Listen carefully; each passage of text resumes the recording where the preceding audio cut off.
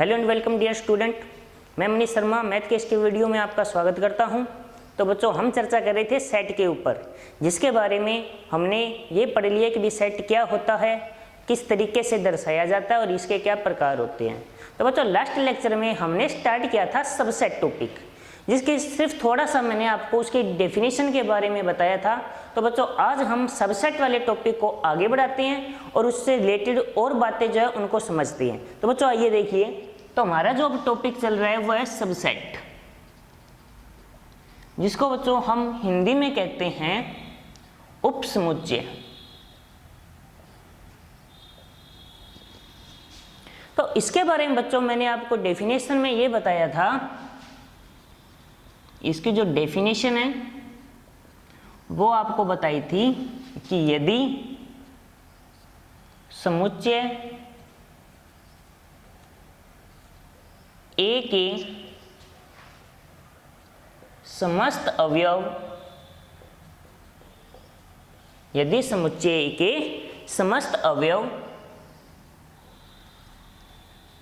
समुच्चय बी में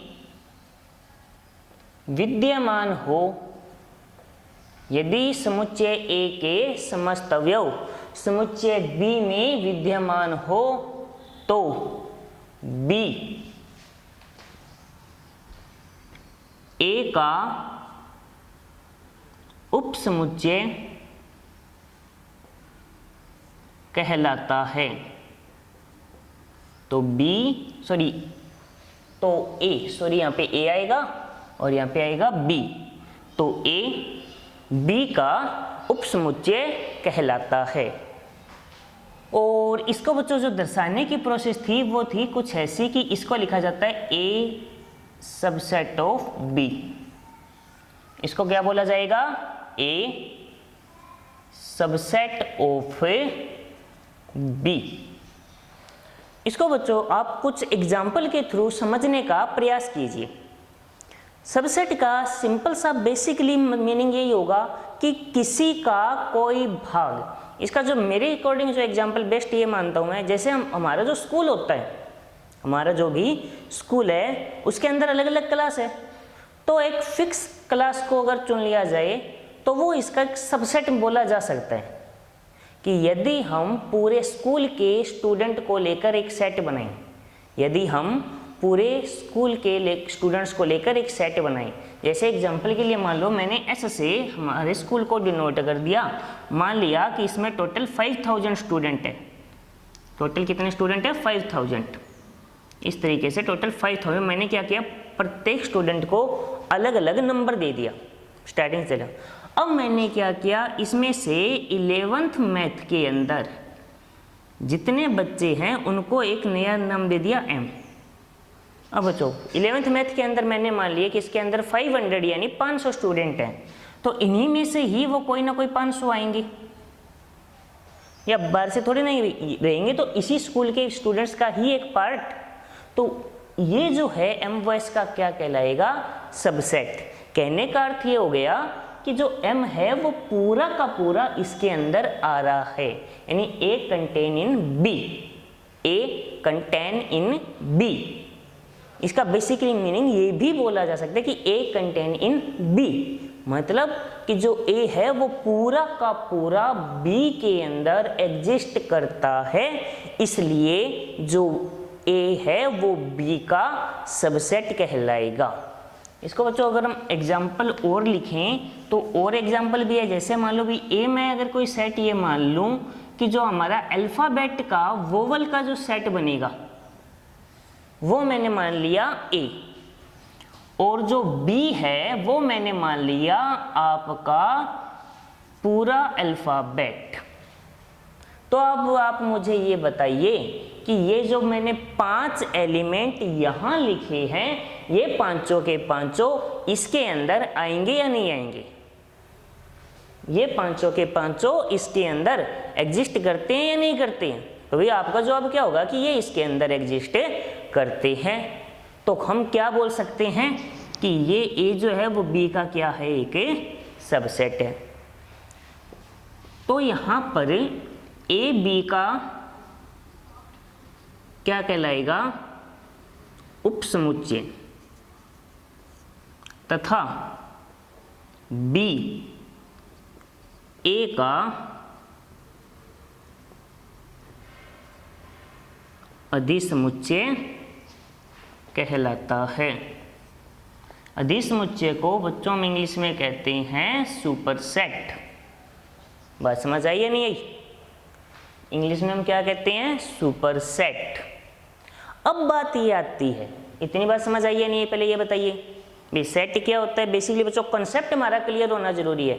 यदि हमारा कॉन्सेप्ट क्लियर होगा तो इससे रिलेटेड कोई भी क्वेश्चन आए हम उसको एकदम बढ़िया तरीके से सोल्व कर पाएंगे। ठीक है, तो हमारा आज का काम ये रहेगा, इनको बेसिकली इनके बारे में एक एक चीज़ समझना और इनको देखना। ठीक है, इसके बाद उपसमुच्चय का बेसिकली मीनिंग क्या है, होगा कैसे। अब बारी आती है कि कोई सेट है, उसके कितने सबसेट पॉसिबल है और वो बनेंगे कैसे। जो मैं जवाब दे रहा हूँ वो जो मैं बोल रहा हूँ वो उसको ध्यान से समझने की कोशिश करो। भाई मैं क्या कहना चाहता हूँ, मैं ये पूछ रहा हूँ आपसे कि भाई अगर मान लीजिए मेरे पास ये एक सेट है 1 2 3 4 5 6, एक बार इतना मान लो, तो इसके कितने सबसेट हैं, इसके कितने पार्ट बनेंगे, क्या आप मुझे वो बता सकते हो क्या? तो नहीं बता पाओगे, क्योंकि अभी तक हमने आपको सिर्फ सबसेट की डेफिनेशन समझ आई है, लेकिन सबसेट बनते कैसे हैं, कितने बनेंगे, अब हमें वो सीखना है। सबसे पहले हमने क्या सीखा बच्चों? अब भाई सबसेट क्या होता है। अब हमें क्या सीखना है कि सबसेट बनेगा कैसे और एक सेट के कितने सबसेट बन सकते हैं। आइए बच्चों बात समझ में, तो आगे बढ़ते हैं। तो देखिए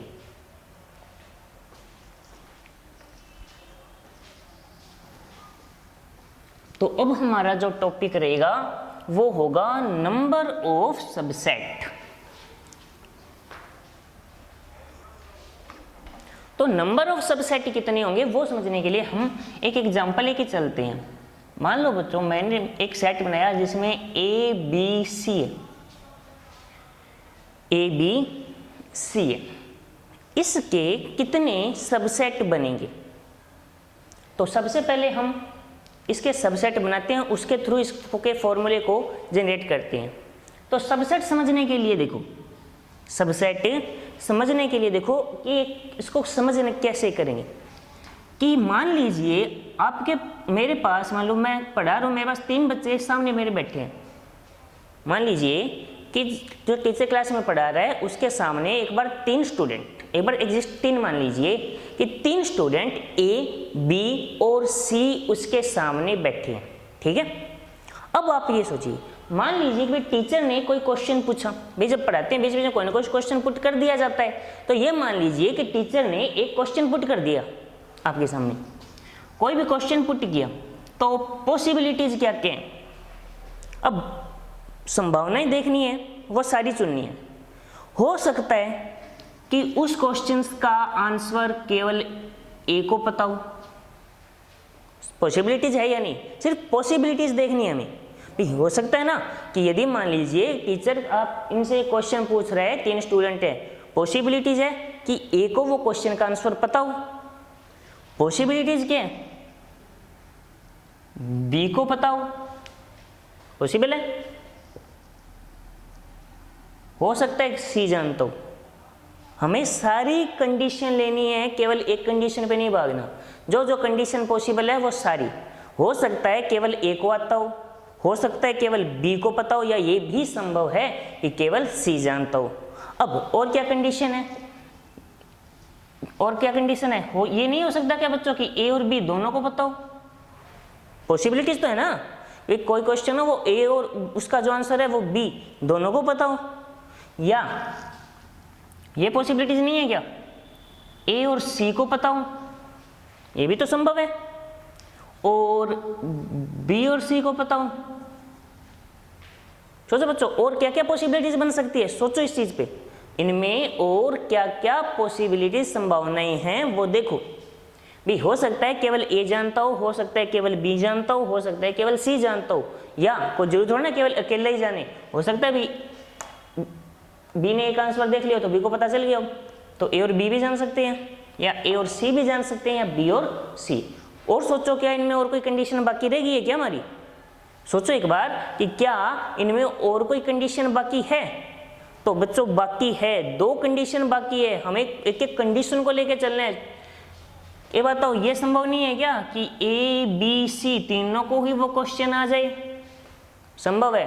एक और है, सोचो, एक जो लगभग ये मान लिया जाता है भी किसी को भी ना आए, तो ये लिखने के बजाय थोड़ा और टाइप का लगता है, इसलिए इसको ऐसे लिखने की बजाय हम क्या लिखते हैं 5। आई बच्चों बात समझ में? अब ये जो मैंने कंडीशन लिखी है इनको छोड़कर क्या ऐसी कोई कंडीशन है जो बन सकती है और मैंने या ना लिखी हो? सोचिए, क्या ऐसा पॉसिबल है क्या? भाई इनको छोड़कर कोई कंडीशन है जो बनेगी लेकिन मैंने ना लिखी हो। तो देखो एक बार ध्यान से, भाई क्या क्या संभव है? हो सकता है किसी को ना आए तो हमने वो ले लिया, हो सकता है जवाब केवल एक को आए तो एक कौन सा एक होगा, तो वो तीनों कंडीशन आ चुकी है। हो सकता है कि किन्हीं 2 को पता हो तो 2-2 वाली भी कंडीशन आ गई तीनों को। तो बच्चों सारी कंडीशन यहाँ पे आ चुकी है। अब यदि, तो एक बार चलो यदि वर्ड हटाओ, सिर्फ एक बार इतने पे देखो कि हमने इसके कितने ये पार्ट बनाए हैं, गिनो 1 2 3 4 5 6 7 और 8। कितने पार्ट बनाए हैं? 8। और नंबर ऑफ एलिमेंट इन ए ये कितनी है बच्चों? 3 है, 3 है ना। तो 8 को 3 से रिलेटेड करना हो तो मैं लिखूंगा 2 की पावर 3 इक्वल टू 8। तो यहां से हमारे पास स्टूडेंट्स एक फॉर्मूला डेराइव हो जाता है और वो फॉर्मूला है नंबर ऑफ सबसेट। इसको बच्चों एक बार मैंने एस लिखा है, एस यहाँ पे सबसेट के लिए यूज किया। एक बार क्या आएगा? 2 की पावर n, 2 की पावर n, ये n अलग है, ये n अलग है। और यहाँ पे n क्या है? Number of element in A. Sorry ये थोड़ा ढंग से नहीं लिखा मैंने, थोड़ा ढंग से लिख देता हूँ। ये लीजिए बच्चों, बताइए सबसेट बनाना समझ आया या नहीं आया? तो फॉर्मूला बताइए एक आपको, देखो मैंने फॉर्मूला जनरेट कर लिया है। मैं ऐसे भी करके बता दिए 8 ही क्यों होंगे, इसलिए पहले इसके सबसेट बनाए हैं मैंने, बाद में आगे बढ़े। ठीक है, तो क्या होगा? कोई भी सेट हो, ये सबसेट बनाने की प्रोसेस बताइए मैंने आपको, इस तरीके से आप कोई भी सबसेट बना सकते हो। ठीक है, कोई भी सेट हो तो इसकी देखो 2-3 कुछ क्वालिटी आपको दिखेगी। नंबर 1, कोई भी सेट हो उसका जब आप सबसेट बनाओगे तो 5 हमेशा और एक वो खुद हमेशा दिखेंगे। ध्यान से देखिए बच्चों, बोर्ड के ऊपर इस पार्ट को देखिए जिन पे मैंने राउंड किए, आपको 2 चीजें दिखाई दे रही हैं। स्पेशल केस है ये, कोई भी सेट हो उसके 2 सबसेट तो जरूर होंगे, लेकिन 2 कब होंगे? जब उसके अंदर नंबर ऑफ एलिमेंट होना जरूरी है। कोई बच्चा ये सोच रहा हो कि 5, तो इसके कितने सबसेट होंगे? बच्चों क्वेश्चन सुनो, देखो जवाब दीजिए, सोचिए इसको। 5 ये जो सेट है इसके कितने नंबर ऑफ सबसेट होंगे? तो मैंने जो लिखा है 2, तो 2 वर्ड यहां अप्लाई नहीं होगा। कारण बता सकते हो? चलो मैं बताता हूं, सुनो। क्योंकि मैंने आपको जो फॉर्मूला बताया वो बताया 2 की पावर n और 5 का मतलब नंबर ऑफ एलिमेंट 0 1, तो इसका कितना सबसेट होगा? 1, लेकिन वो ऐसे लिखा जाएगा। चलो इसको पावर सेट बनाने के लिए लिखेंगे, पर ऐसे ही लिखेंगे, सॉरी। ये इसका क्या है? सबसेट है। ये इसका क्या है? सबसेट। याद रखना। तो सबसे पहला काम नंबर ऑफ एलिमेंट आपको पता होना जरूरी है। उसके बाद आप क्या करोगे? 2 की पावर n करके उसके टोटल कितने सबसेट बनेंगे वो नंबर पता कर लो, डिजिट। जैसे 1 एलिमेंट है तो 2 की पावर 1 2 होगी, या 2 का स्क्वायर 4, 2 की क्यूब 8, 2 की पावर 4 16, 2 की पावर 5 32, मोस्टली यहीं तक रहेगा आपकी, ज़्यादा आगे नहीं जाएगा। वैसे 2 की पावर 3 से ज़्यादा आगे नहीं जाता है, फिर भी चांस बन जाए तो अलग बात है। 5 ये होगा। तो नंबर ऑफ एलिमेंट हम ये पता करेंगे कि उसके टोटल कितने सबसेट बनेंगे। जब ये पता चल गया कि नंबर ऑफ सबसेट कितने बनेंगे, उसके बाद सबसेट बनाने स्टार्ट कर दो। सबसे पहले क्या करो, एक 5 और एक उस पूरे सेट को लिख दो। ये दो तो आप पहले ही कर दो काम। उसके बाद क्या करो, आप एक एक एलिमेंट को चुनो, सेट बनाओ। दो दो एलिमेंट को चुनो, सेट बनाओ। तीन तीन को चुनो, सेट बनाओ।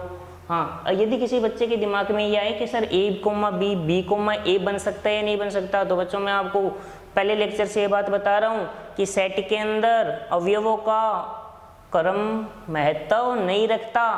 आगे पीछे कर दो, कोई फर्क नहीं पड़ेगा, ठीक है। तो उस चीज़ को तो हमेशा ही याद रखना है। तो बी ए लिखने से कोई बेनिफिट नहीं होगा, तो ए बी लिखो या बी ए, बात एक ही है। तो ऐसे आप इसके जितने भी सबसेट बने वो सबसेट बनाओ, ठीक है। लेकिन जो मिस्टेक हो सकती है वो मैं बता देता हूँ। कुछ बच्चे ये सोच रहे हो कि सर इनको अगर हम ऐसे लिख दें तो बच्चों क्या ये सही है कि इसको ऐसे लिखा जा सकता है? तो ये ऐसा पॉसिबल नहीं है। क्यों नहीं है? कि मैंने कहा था यदि आप सेट से किसी अवयव को वैसे का वैसा उठाओ जैसा वो उसके अंदर है, ये ऐसा ही दिख रहा होगा, तब वो उसका एलिमेंट होगा, न कि कोई सेट। यदि आप उससे जो अवयव उठाया वैसे का वैसा, उसके ऊपर हम अपनी तरफ से अगर जो ब्रैकेट लगाएंगे, कर्ली ब्रैकेट जिसे आप कहते हो, तब ये सेट बनेगा। आई बच्चों बात समझ में? तब ये सेट बनेगा। वैसे का वैसा उठाएंगे तो एलिमेंट। इससे ही रिलेटेड मैं आपको एक एग्जाम्पल इसमें थोड़ा सा चेंज करके, इसी एग्जाम्पल को मैं और बता रहा हूँ। क्यों एक चीज़ है जो अलग से स्पेशल बतानी जरूरी है, जहाँ पे जो आपसे गलती होने के चांस रहते हैं, वो चांस को भी हम दूर करते हैं। देखो,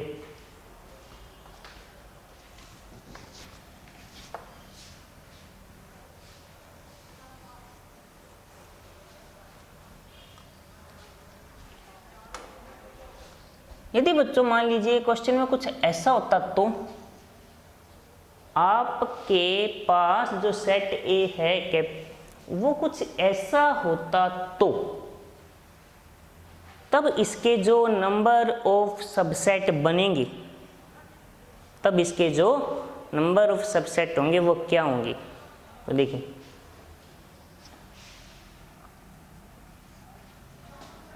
इसको यदि बच्चों हम डायरेक्ट हटाते हैं तो ये इसका सिर्फ एक एलिमेंट है, न कि इसका सबसेट। बच्चों मैं बात बोल रहा हूँ वो याद रखो। जब भी आप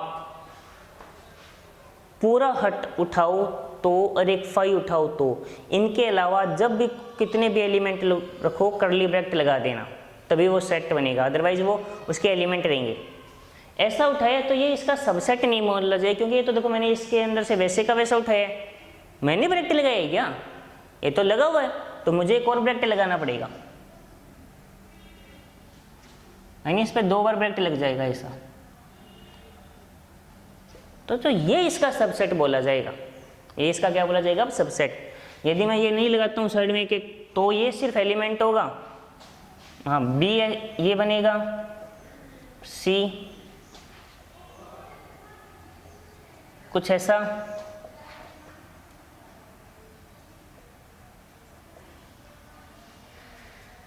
ये लीजिए 1 2 3 4 5 6, एक पूरा कंप्लीट उठा लो यहाँ से, एक 5। अरे बच्चों बात समझ रहे हैं? जो मैं जिस कंसेप्ट को क्लियर करना चाहता था आपके लिए, वो कंसेप्ट ये था। सबसेट बनाना समझ आ गया होगा। उम्मीद करता हूँ कि आपके सभी के सबसेट बनाना समझ आया होगा, और ये पता करना कि कोई किसी का सबसेट है या नहीं। बच्चों मैं छोटे छोटे क्वेश्चन पुट करता हूँ। देखो, आर और natural number R Z, R Q, Q Z, Q N, N Z, इनमें से कौन किसका सबसेट है? तो हम जानते हैं ये सब बातें लागू होगी।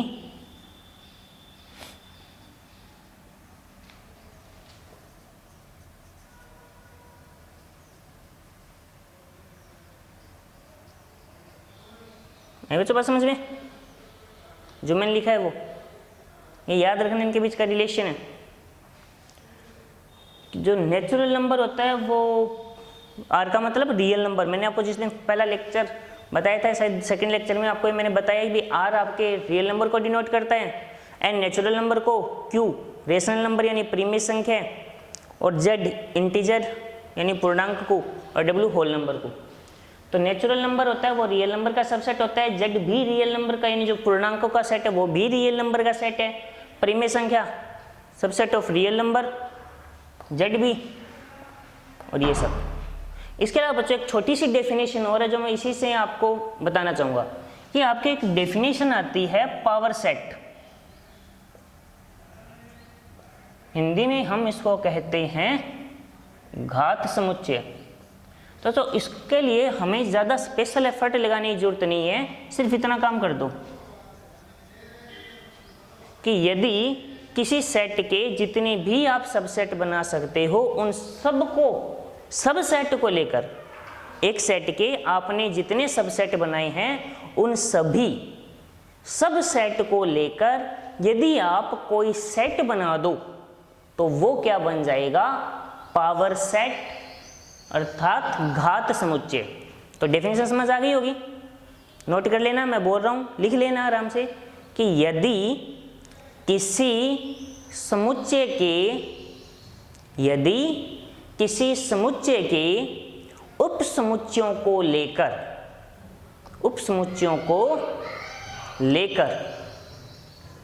कोई समुच्चय बनाया जाए तो वह उस समुच्चय का घात समुच्चय कहलाएगा। क्या कहलाएगा? घात समुच्चय, जिसे आप क्या कहते हो? Power set. इसको पावर सेट को PA से डिनोट किया जाएगा। पावर सेट को किससे डिनोट किया जाएगा? PA से। PA का meaning power set of A।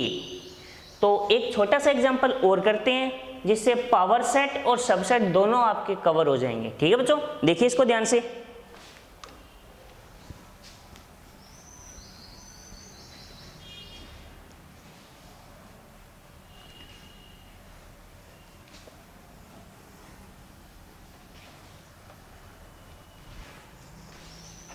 तो सिंपल सा एक एग्जांपल ही लेता हूं मैं। ए मैंने मान लिया कोई सेट है जिसके अंदर दो अवयव हैं, केवल एक और दो। तो इसके सबसेट दो तो पहले लिख दो। एक एक एलिमेंट को उठाओ। एलिमेंट कितने? दो। दो की घात दो कितनी होगी? 4। 1 2 3 4 सिर्फ सबसेट हैं। इनको ऐसे बंद कर दो, इक्वल टू PA। आगे बात समझ में? बात समझ आई या नहीं? लेकिन यहाँ आपकी एक चीज है जो इंपॉर्टेंट है, कई बार क्वेश्चन घुमा दिया जाता है। एक बिलोंग ए, क्या एक बिलोंग P? एक बार बच्चों मैं इसको अगर केवल P मानूं, ठीक है, पॉसिबल है क्या? कैसा संभव है? सोचो एक बार। एक बिलोंग ए लिखा है तो क्या एक बिलोंग P है? नहीं है। बिलोंग टू साइन तब आएगा जब आप एलिमेंट को वैसे का वैसा उठाओ।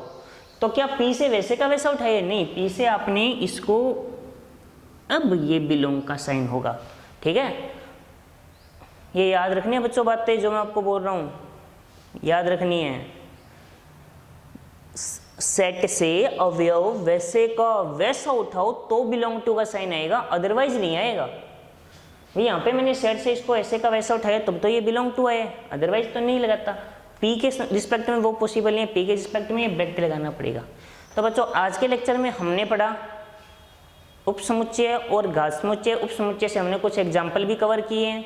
तो बच्चों जो हमारा अब जो नेक्स्ट लेक्चर रहेगा वो आपके सेट के लिहाज से काफ़ी इंपॉर्टेंट रहने वाला है, क्योंकि उसके अंदर हम कुछ संक्रियाएं जो सेट के ऊपर लगाते हैं रेख, बच्चों जो उन संक्रियाओं को समझेंगे कि वेन आरेख, जिसके थ्रू आप कोई भी क्वेश्चन हो बहुत इजीली सॉल्व कर सकते हो। तो हमारा जो नेक्स्ट लेक्चर रहेगा बच्चों वो वेन आरेख और आपके समुच्चय के संकरियों पर रहेगा। तब तक के लिए बेसिक स्ट्रॉन्ग रखिए। टेक केयर, धन्यवाद।